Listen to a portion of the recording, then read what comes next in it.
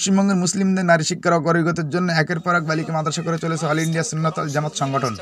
মোজাদ্দেদে জামান দাদা হুজুর পীর কেবলা রহমতুল্লাহ আলাইহি ও আল্লামা রহুল আমিন রহমতুল্লাহ আলাইহির মতাদর্শের উপর প্রতিষ্ঠিত প্রতিটি মাদ্রাসা। এই সংগঠনের দ্বারা প্রতিষ্ঠিত প্রথম বালিকা মাদ্রাসা খাদিজাতুল কুবরা বালিকা মাদ্রাসা এতিমখানা ইতিমধ্যে বখারি পর্যন্ত উন্নীত হয়েছে। পশ্চিমবঙ্গের মুসলিমদের সম্পূর্ণ ইসলামী ভাবধারায় নারী শিক্ষার সর্বোচ্চ প্রতিষ্ঠান বলে শোনা যায়। দিন দিন ইসলামী শিক্ষা অর্জনে নারীদের আগ্রহ বেড়েই চলেছে, যার কারণে আবারও একটি মাদ্রাসা করতে চলেছে এই সংগঠন। গত কয়েকদিন আগে ভিত্তিপ্রস্তর অনুষ্ঠান হয়ে গিয়েছে দেগঙ্গা থানার অন্তর্গত সিঙ্গারাটি শানপুকুর বাজার 560 জায়গায়। নতুন এই মাদ্রাসার নাম দেওয়া হয়েছে আয়েশা সিদ্দিকা রাদিয়াল্লাহু তাআলা আনহা বালিকা মাদ্রাসা। রবিবার মুফতি আব্দুল মাতিন সাহেব ও স্থানীয় মানুষদের সঙ্গে নিয়ে সরজমিনে কাজের তদারকি করতে আসেন। কাজ যাতে কোনো অসুবিধা না হয় এবং দ্রুত কর্মীদের কাজ শেষ করার নির্দেশ দেন তিনি। সমস্ত কাজ খতিয়ে দেখা শেষে বঙ্গনুরকে দেওয়া এক সাক্ষাৎকারে তিনি বলেন, আমাদের সংগঠন বালিকা মাদ্রাসার সংখ্যা এই মাদ্রাসাকে নিয়ে 8টি হবে। ইতিপূর্বে আমরা 7টি বালিকা মাদ্রাসা করেছি, তবু সাধারণ মানুষের চাহিদা রয়েই গিয়েছে মেয়েদের মাদ্রাসায় পড়ানোর। সেই সঙ্গে সিঙ্গারাটি শানপুকুর এলাকার মানুষের দাবি অনুযায়ী আরও একটি মাদ্রাসা আমরা করতে চলেছি। এদিন মুফতি আব্দুল মাতিন সাহেব ছাড়াও হাফেজ ইসমাইল সাহেব, হাফেজ ইব্রাহিম সাহেব এবং আব্দুল নঈম সাহেব ওই এলাকার বিশিষ্ট জনের উপস্থিত ছিলেন। আমরা শুনে নেব তারা কি বললেন। থেকে 9টা মাদ্রাসা আছে এবং একটা বখারি লেভেলের মাদ্রাসা আছে, তারপরেও আবার একটা মাদ্রাসা কিসের জন্য? চাহিদা কি অনেক নাকি অন্য কিছু? 8 থেকে 9টা বলতে এটা মেয়েদের মাদ্রাসা। সর্বসাকুল্যে অল ইন্ডিয়া সুন্নাত জামাতের বোর্ড অফ ইসলামিক এডুকেশন পরিচালিত মাদ্রাসার সংখ্যা 85টার মতো। এটা দিয়ে 86টা হলো।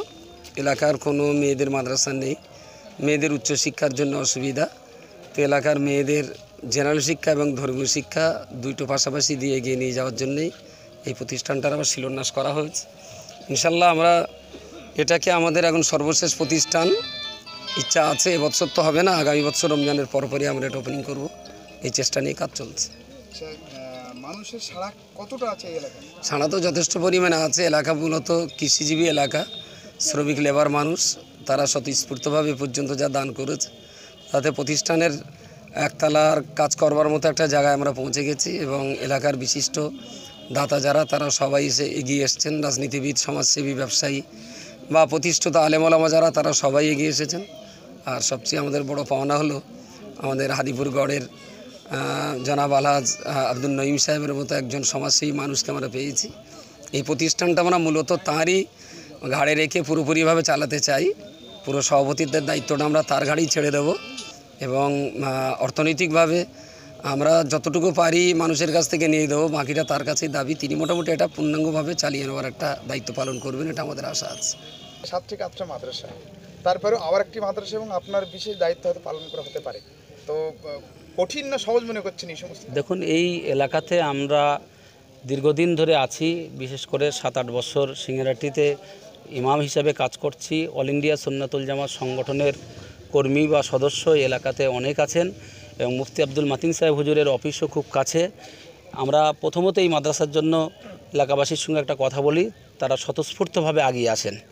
তারা সবাই অভিমত দেন যে এরকম একটা জায়গা হোক।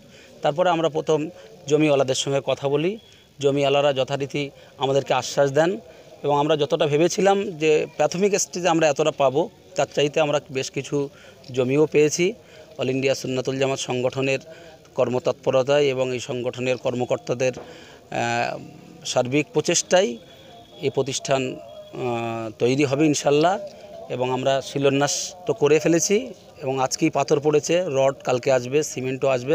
রমজানের আগে আমরা ভিতের কাজ মোটামুটি কিছুটা আগিয়ে নিয়ে আসতে পারবো। মাদ্রাসার লক্ষ্য করে এই এলাকার নারী শিক্ষার অগ্রগতির বিশেষ ভূমিকা পালন করবে বলে মনে করছেন?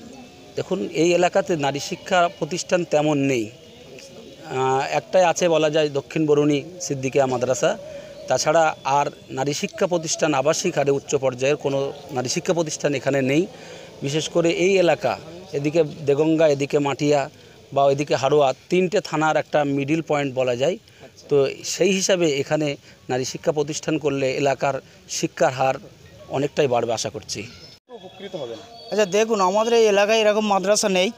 আমরা চাইছি এরকম একটা মাদ্রাসা হলে আমরা খুব উপকৃত এবং আমরা খুব শান্তিপূর্ণভাবে বসবাস করতে পারবো। আমরা চাই এই মাদ্রাসাটা হোক বা হওয়ার জন্য আমরা সকলেই সম্মতি দিয়েছি বা আরও সম্মতি দেব। যেটা প্রয়োজন আমরা সেটা করব আশা করছি। এই মাদ্রাসা হয় আপনারা কতটা খুশি?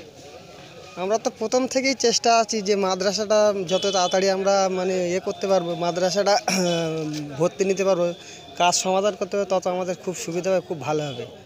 আমরা তো খুব খুশি, আমরা শুধু খুশি না, এলাকাবাসী, টোটাল এলাকাবাসী খুব খুশি আছে। এখানকার ইমাম, তো ইমাম হিসাবে এই মাদ্রাসায় কতটা সাহায্য করতে পারবে, কতটা দায়িত্ব তোমার উপরে আছে? দেখুন, আমি এই মাদ্রাসার যখন স্বপ্ন দেখি, এলাকার মানুষকে নিয়ে একদিন মসজিদে বসে, আমাদের এই মসজিদে বসে আমি একটু আলোচনা করি। বিশেষ করে নারী শিক্ষার অগ্রগতির জন্য আমরা সবাই মাঠে নেমে পড়ি। এবারে এই মাদ্রাসাটা আমরা বর্তমান সময়ে এই মাদ্রাসাটার নাম দিয়েছি অল ইন্ডিয়া সুন্নাতুল জামাতের সুপ্রিমো মুফতি আব্দুল মাতিন সাহেব এবং মুফতি আব্দুল কাইম সাহেব হুজুর দুজনাই মিলে আমাদের এই মাদ্রাসাটার নাম দিয়েছেন আয়েশা সিদ্দিকা বালিকা মাদ্রাসা। আমরা এই মাদ্রাসার কাজের জন্য, অগ্রগতির জন্য, নারী শিক্ষা প্রয়োজনীয়তা দূর করতে আমরা মাঠে নেমে পড়েছি। বিশেষ করে এই এলাকার শানপুকুর, সিংহেরাটি, গবিলা, আমাদের হাদিপুর এলাকার সমস্ত আপামর জনতা আমাদের সঙ্গে আগিয়ে আসছেন। তারা সার্বিকভাবে সহযোগিতা করছেন এবং দৈহিক শ্রমই দিচ্ছেন এই মাদ্রাসাতে।